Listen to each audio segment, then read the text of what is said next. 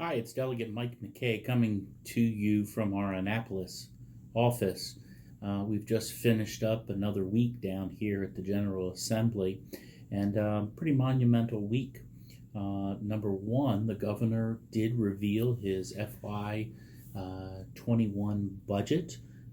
There was 3 volumes of that budget, as well as a capital budget highlight, as well as the overall highlights. So there'll be a lot of reading going on in the next couple weeks by all the senators and delegates down here as they dive in to see what is in the actual budget proposed by Governor Hogan.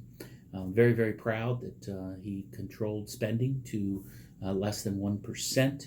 And once again, he has a balanced budget that does not raise taxes. So kudos to our governor. We do appreciate that. You know, the governor also revealed in his budget that violent crime, education, and economic development were the 3 pillars. Also, as it concerns the governor, we had an opportunity to go meet the governor in his the second floor and be able to review over 16 bills that the governor is proposing. I'm very proud that I did sign a majority of those initiatives that the governor would like to talk about. One of which is a proposal to return $1 billion in tax relief to Maryland retirees. It's just another step in the overall goal to not tax those who retire in the state of Maryland. We lose too many people to Pennsylvania, as well as moving down south, where the state of other states have decided they don't tax retirees' income. Also, there was a governor's proposal that had to do with $9 million in tax credits for student loan debt. That's another payment upon that.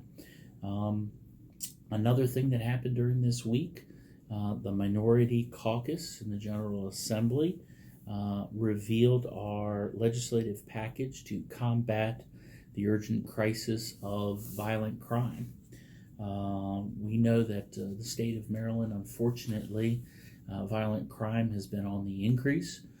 Places like Detroit, Michigan, it's actually decreased, as well as other places in the United States. But Maryland, unfortunately, has had some really struggles in the Baltimore City, as well as other places such as Hagerstown, Cumberland, and Salisbury.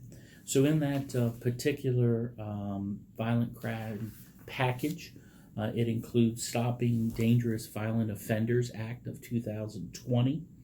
What that means is that we have to make sure that those individuals that are committing these heinous crimes end up getting zero tolerance, and so they need to not be able to be repeat and be able to go back out onto the streets.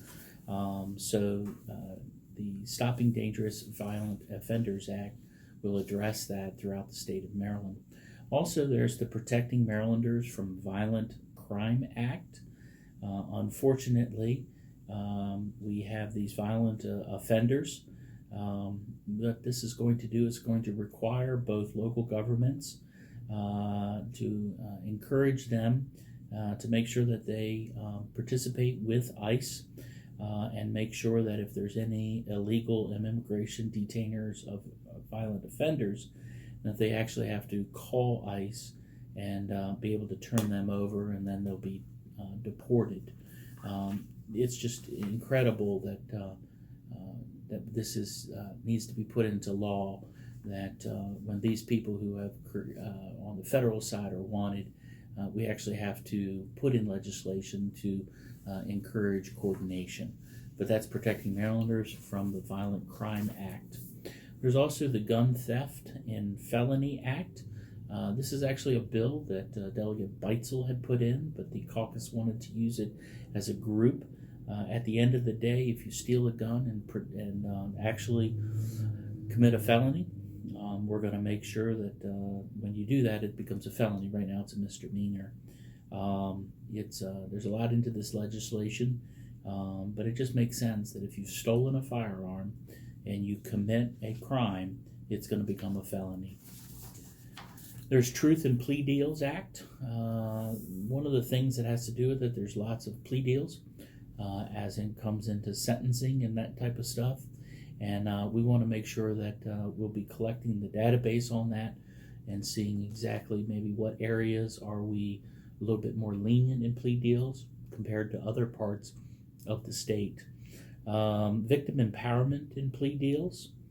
Too many times in Annapolis, we need to have the concerns of crime victims are overlooked and not even given significant consideration. In cases where plea deals are being made, victims of crime should be able to have the opportunity to be heard. Cameras in the Courtroom Act of 2020. We know that in today's world where people are filming videos such as this coming from the Annapolis office, having cameras in the courtroom is important when they're seeing the judge give the sentencing out to these people who have been convicted of a crime. We're still going to make sure that the jurors are protected. We're going to make sure that the families of the victims are protected. But when it comes to sentencing, there's no reason that that shouldn't be streamed live.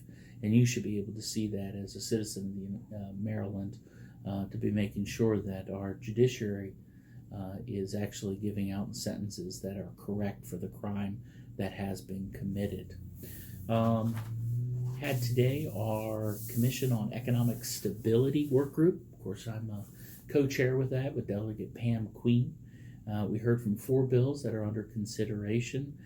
We did submit our 2-gen legislation, which creates a unit under the Department of Health and Services. And at the end of the day, we wanted to make sure that this particular piece of legislation wasn't creating more government. So to curb the fiscal note that may be out there, we were able to strike some different things, naming people on the commission that are going to make sure that it's essential to have cross-agency coordination, data collection, commitment to innovative and evidence-based practices, and a culture to ensure that whole family centering in policy making. The 2-gen is an issue that we're able to speak to the whole family, making sure that all of the resources are offered to an individual when we're trying to help them out for a small period of time, encouraging them to get, as I say, pull up their bootstraps and be able to get back into the workforce.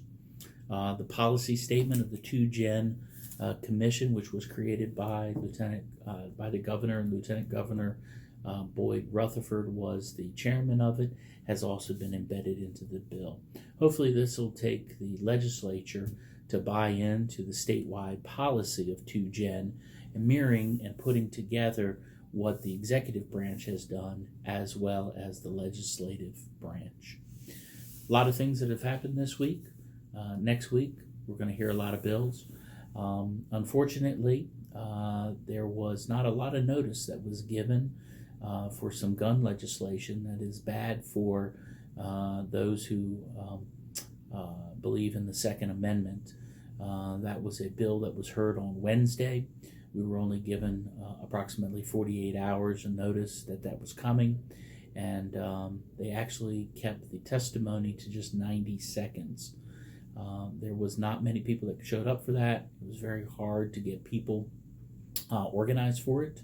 And at the end of the day, it's bad legislation that if it does pass out of the Senate, we'll make sure that you know about it in the House to come exercise your right to abstain and not have any of this gun-grabbing legislation. It's very sad.